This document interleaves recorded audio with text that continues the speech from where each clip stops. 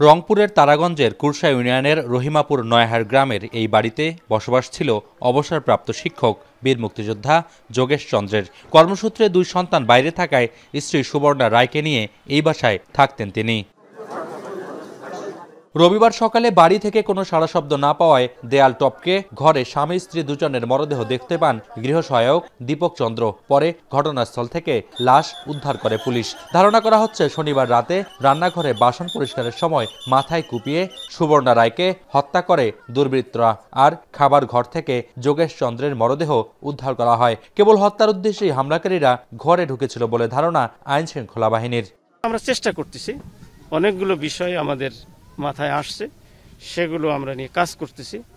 Within short time এর সঠিক কারণটা, মৃত্যুর সঠিক কারণ আমরা উদ্ঘাটন করতে পারবো এবং এর সাথে যারা জড়িত উইদিন শর্ট টাইম তাদেরকে আমরা গ্রেপ্তার করতে সক্ষম হব। প্রবীণ শিক্ষক যোগেশ চন্দ্র ও তার স্ত্রীকে হত্যার ঘটনায় এলাকায় ছড়িয়ে পড়েছে আতঙ্ক। ঘটনার সুষ্ঠু তদন্ত ও বিচার দাবি করছে স্থানীয়রা। পরিকল্পিত খুন না হলে এটা তো ওর টাকা পয়সা অনেক আছে বাড়িতে, সোনা দানা গহনা, ওর বাড়ি সার্চ করলে এই মুহূর্তে 2-4 লাখ টাকা ক্যাশ টাকা পাওয়া যাবে। হ্যাঁ, এসে খুন যদি না হতো পরিকল্পিত খুন, তাহলে তো টাকা পয়সাও নিয়ে যাইতো। এলাকার ধর্ম বর্ণ সবাই তাকে ভালো লোক বলেন, সৎ লোক, ভালো লোক।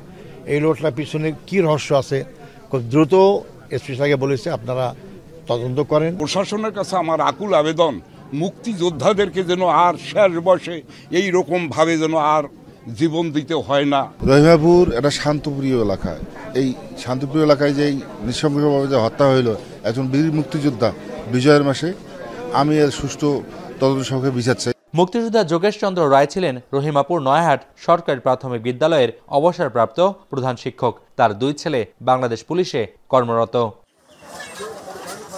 মোকাররম হোসাইন, এখন, রংপুর।